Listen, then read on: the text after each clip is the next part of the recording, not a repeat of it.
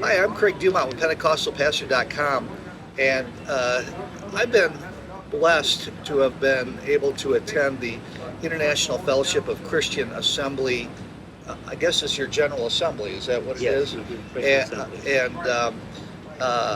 I was told about this by one of our main contributors, Pastor John Lathrop, who contributes a lot of videos and articles to our website, PentecostalPastor.com.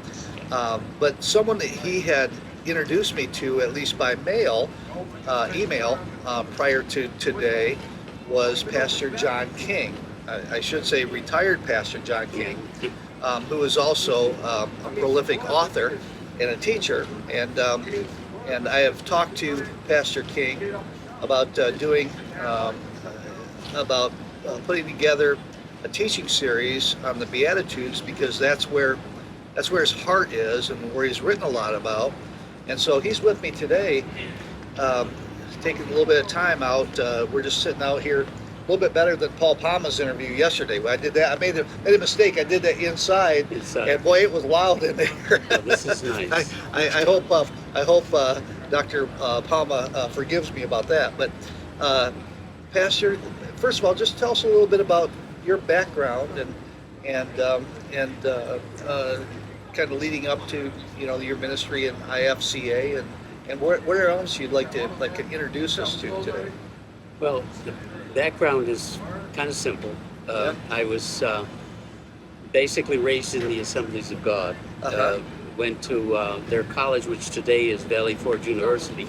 But when I went back there in the middle 60s, it was NBI, or Northeast Bible Institute, and then it became credentialed as a college, so I was able to go back for a degree. But that was where it began. I was in the ministry for the next 25 years, different churches, and in the 1970s, I left the Assemblies and joined the then CCNA, which is now IFCA.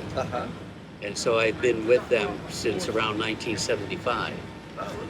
So that's 45 years, 47 years. Something like that, yeah. About 47 years. Yeah. I officially retired from everything, from secular employment as well as ministry in 2015. Okay. I couldn't just stay at home and do nothing. I tried to go back to work, but then COVID hit. Yeah. In 2019 and then, or 2020, and then I stayed home for good. And I got to do something with my life, because I still have a heart for the Word of God. I still want to learn it. I still want to teach it. Yeah. I went to writing, and right. that's the scope of it. Yeah. Now, take it back. Now, you did some teaching. Where did you taught earlier though? And where was the teaching at? A number of places.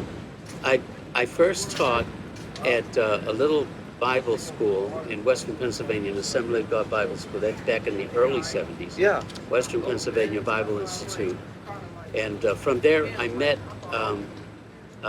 Jim Lane, Reverend Jim Lane. He was connected with a seminary in Bethel Park, Pennsylvania. And so I joined his team. So take this off. And I was teaching. I was basically their Greek teacher. I was teaching the seminarians. Oh, okay. Greek.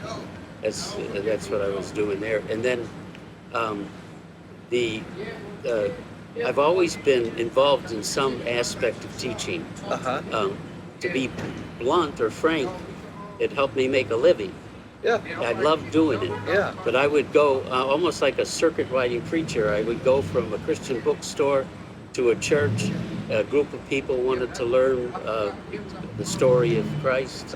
Or I had a group that came to Beaver County, Pennsylvania, from the other side of Pittsburgh in order to just learn Greek. Wow. And they just wanted to get together with me. So I did that over the years. I just enjoyed doing it. Yeah. And it was a source of income. I was still pastoring. But back in those days, pastors didn't make too much money. Yeah. And I'm not complaining. I'm just saying that was life. Oh. And so that's especially Pentecostal pastors. And I mean, that's that. But I mean, it's of course it's changed today. I think the highest paid pastors now are Pentecostal pastors. But yeah, so we're getting some of the ambiance we got yesterday with Paul. Is that okay? Yeah, that's fine. But yeah, and so you have. I know that you have a rich history there of teaching, Bible colleges, in large church conferences and things of that nature, and that's why I was so excited when John, was looking for additional, especially I really think that some of our younger Pentecostals need to hear from some of our elders, people who have been there, done that, have life. And with your experience and talking with you, I've been blessed. There's only one thing I think there's one thing I asked of you that you were surprised about, and because you had been told in the past that instead of teaching up to a higher level, people have in the past have asked you to for the layman to kind of tone it down, and I'm the opposite. I'm asking you for everyone that's out there, for every adult that walks into a Bible class, to teach it at the level that you would teach your highest level Bible class at, because listen to you, everybody should have that, and your teaching specifically, and you can move around. And I'm thinking about the Beatitudes, but did you have something you wanted to point out here? well, the Beatitudes, my heart for the Beatitudes, I think has a history, because Yeah. I've experienced poverty. Uh-huh. And then I married a woman. I've been married to her for 54 years, and she came out of just abject poverty. She doesn't like me to talk about it. Right. But we had that much in common. I've always, and so when I went into the ministry to pastor a church, and I really wanted to teach God's people. I wanted to be part of of God's people. I Yeah. enjoyed that better. But when I did that, I was always asking myself the question, what distinguishes a believer from a non-believer? Uh-huh. It's not the fact that you go to church. We know that. And we argue, well, it's the fact that I'm saved and they're not saved. Believers are saved and non-believers are not saved. And I never just accepted that for a very simple reason, that I can't separate between making Jesus my Savior and making Him my Lord. Yeah, that's right. I can't separate them out. Yeah. When The Bible certainly doesn't. It absolutely doesn't, and grammatically it doesn't. Yeah. The word faith and faithfulness is the same word. Yeah. They say that one is the active and one is the passive Yeah. side of Faith truth. without works is dead. Is dead. Dietrich Bonhoeffer, I read one of his works, and he was a martyr for the cause of Christ Yeah. during World War II. Yeah, absolutely. But he took the word fellowship Uh-huh. and he took the E out and put an O in, and he called it fellowship. Oh, yeah.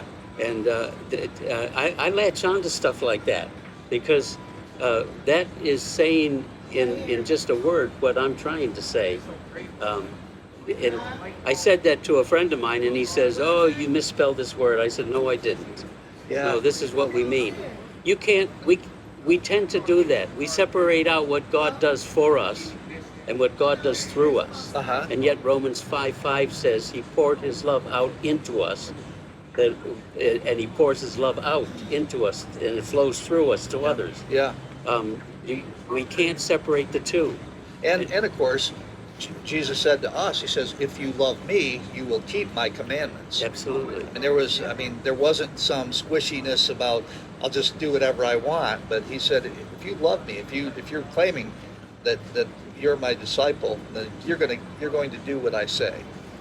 And Bonhoeffer calls grace costly.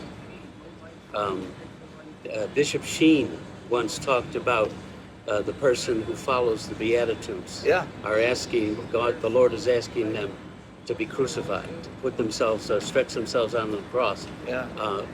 We are supposed to follow Him even in that act. Paul said, "I die daily." I'm not suggesting that we can't be rich or we can't be comfortable. Oh no, right. but I'm coming awfully close to it because because I live in a country of plenty, Yeah, and and we're failing to understand that um, if God enriches our life, it's so that He can enrich someone else's life through us. Right. We don't see that connection anymore. right, right. We are blessed, and in fact, I don't think that I know what you're saying but there's nothing wrong with wealth. In fact, in the Old Testament, the Bible says if you keep my commandments, we're going back to if you obey me and if you follow me, I'll make you the head, not the tail, the first, not the last. You'll be the lender, not the borrower. All of that stuff. Now, of course, in order to be a lender, you have to have an abundance. But the thing that we forget is that a lot of that lending that we did in the Old Testament was to be lent without interest a lot of times, and we forget about that we have to give so much of that. And so I think you're right. In American Christianity, we have received a lot of the blessings because over the past couple hundred years, we have had a Christian heritage, Christian culture that has built up those things. But somewhere our discipleship has been severed from the blessing. I mean, we're still receiving the blessings, but I don't know how long. Right. In the when Jesus gave the Sermon on the Mount, Yeah. which is what is really where I'm heading. Yeah. The Beatitudes is the first part, and then the next couple chapters 6 and 7, are what I call the practicum. Yeah. Once you learn something, you got to put it into use, and it's interesting to see how he explains that in practical terms to his disciples when he tells them, I'm going to send you off by twos. I don't want you to take any purse or money or extra change of garments or extra pair of shoes or nothing. Yeah. It's like, that must have been a shock for them. But he didn't want them to go barefoot and be in pain or anything like Right. that. But he wanted them to have a heart that was giving, not taking. Right. And so there's a different account in Luke's Gospel, I think the 6th chapter Okay. of the Sermon on the Mount. And instead of Luke saying, blessed are the poor in spirit, he says, blessed are the poor. Yeah. That's what Jesus says there. Yeah. And most commentators will say, oh, it's all the same. I don't think it is. See, there's the problem with me. That I look for the difference. Uh-huh. Not the difference to argue it, but the difference that something makes in my life Uh-huh. for better, for serving the Lord. And in Luke's Gospel, he was at the foot of the mountain. Yeah. In Matthew's Gospel, he was up in the mountain. Let me interrupt you just for a second there. We'll come back to that. I've read in other areas where I think it might have been Charles Spurgeon that said that he thinks that it was given on, I don't know if it was necessarily this, but on other areas that probably Jesus spoke on this on more than one occasion and probably said something a little bit different that was recorded, that the Holy Spirit wanted recorded differently, but both of them are accurate. Because he had, and these are the ones that God had wanted to be recorded. Like you said, he may have preached it on top of the mountain at one point and preached it somewhere else in the other and used different words, like you said, because they both mean different things and both of them are true. It's not that one isn't true and one, is, or that there's differing accounts. It's that they're recording different. That's fine. No, I'm just saying. Yeah. Is that? Have you read anything like Yes, that? yeah, I've read some of that, to that effect. So blessed are the poor. The poor are blessed. Yeah. Jesus said it's easier for a camel to go through an eye of a needle than for a rich man to enter into the kingdom of heaven. Uh-huh. And so people think that I win the lottery, I'm going to be blessed. And I contend it's the opposite. You're going to be cursed.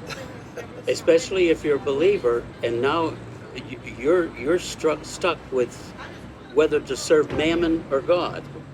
I'm not trying to overstate something here, but there's a sense in which the poor, in their humility, are more prone to seek the Lord. That's And true. at least it always had been that way. Yeah. But the Sermon on the Mount, maybe Matthew sometimes saw things or said things that others missed.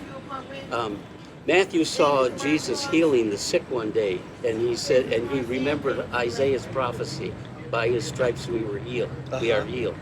You know, he remembers the Lord will show mercy upon whom he will show mercy. Yeah. Matthew seems to remember things that the others might tend to slip over. Yeah. And maybe that's what Matthew did here. That in more than one occasion, he might have talked about the Beatitudes and explained them. And Matthew faithfully recorded the spiritual dimension, the spiritual side of it.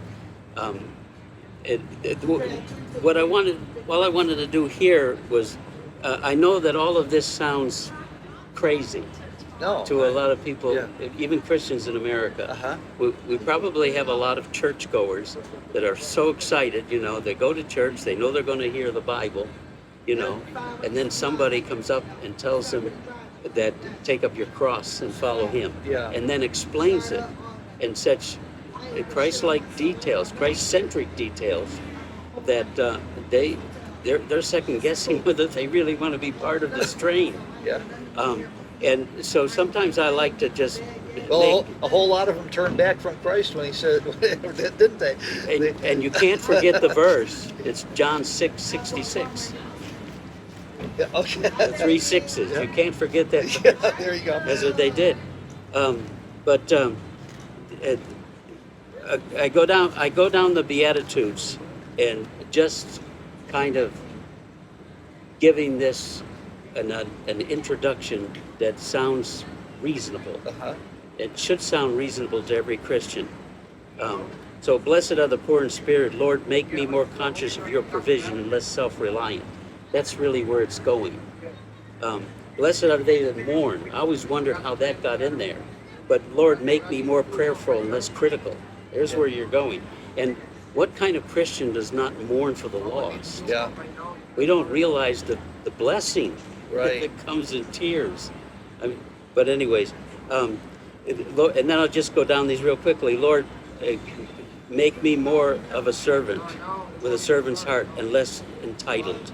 Make me more wanting to be your instrument and less wanting to get my own way. Lord, make me more wanting to help others. That's merciful. And less self-serving. Blessed are the pure in heart. Lord, make me more truthful and less prideful and self-deceived.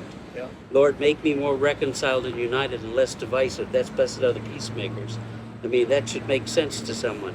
And then finally, Lord, make me more courageous to witness for you, less intimidated and less fearful of others. I mean, that's what the brother spoke of last night. Yeah. That one there.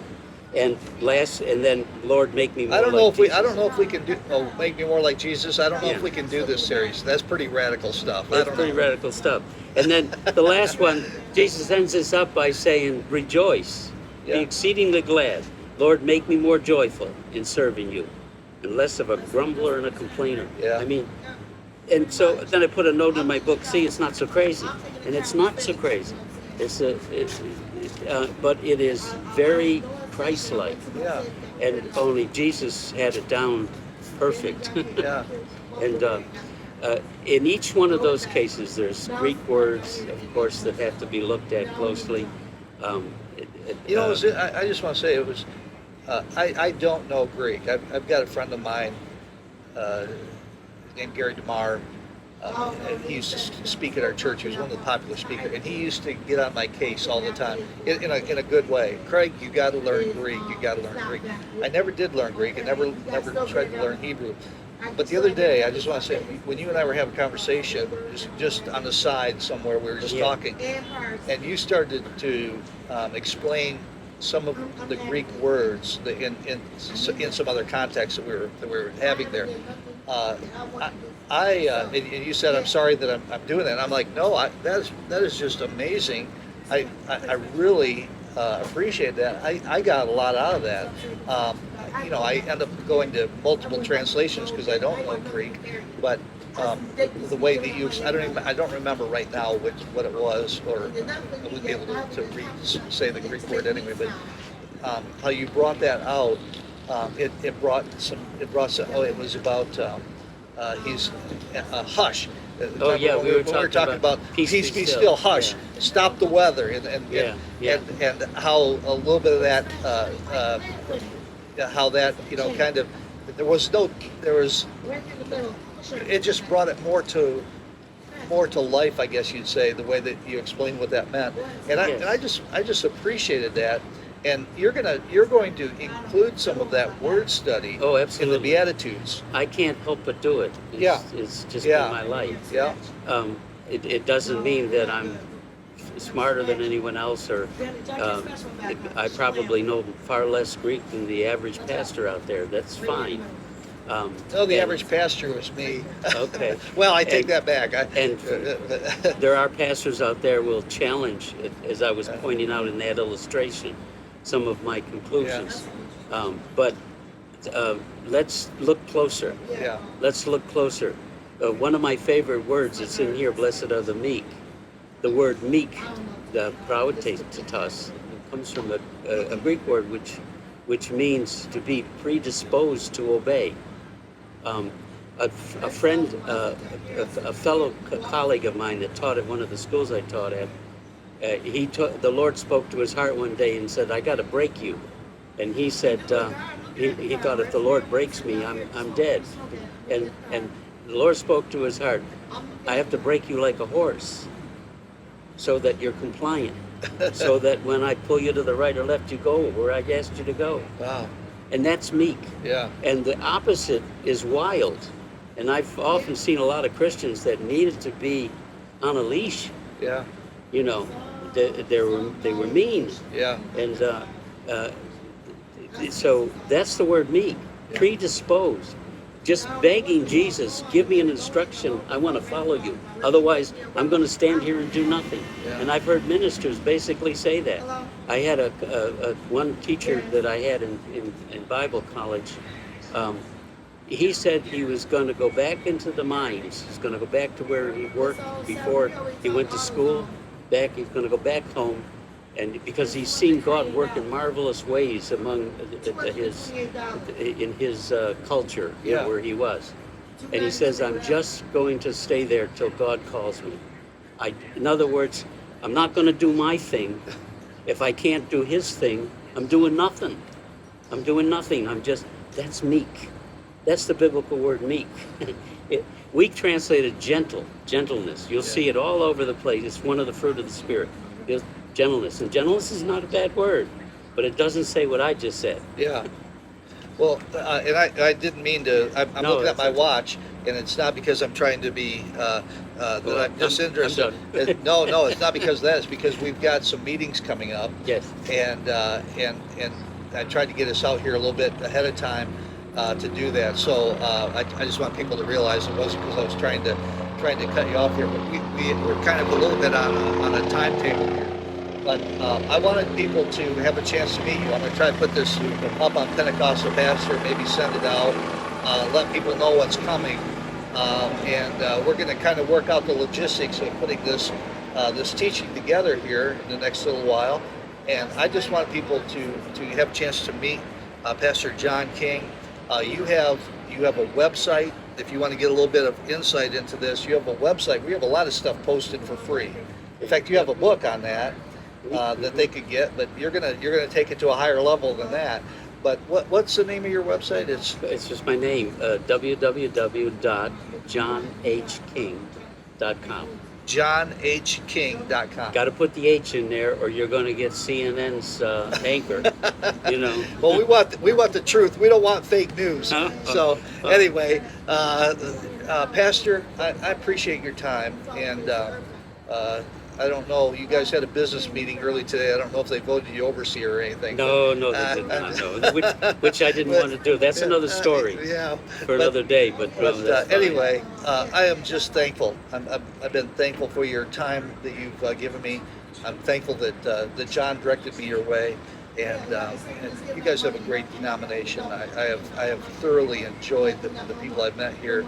The biblical.